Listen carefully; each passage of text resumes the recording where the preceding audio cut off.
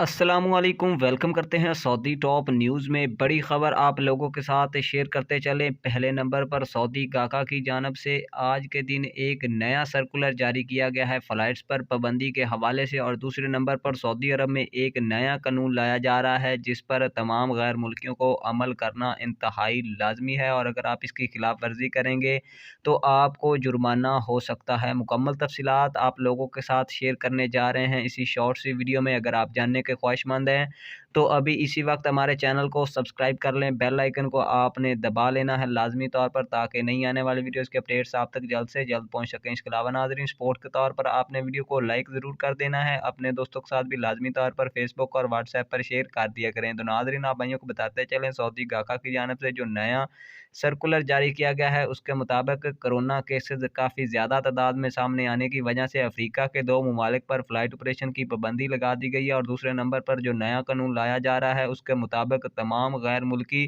जितने भी सऊदी अरब में काम करते हैं, अगर वो सड़क पर कचरा फेंकेंगे तो उन्हें 10,000 रियाल तक जुर्माना हो सकता है।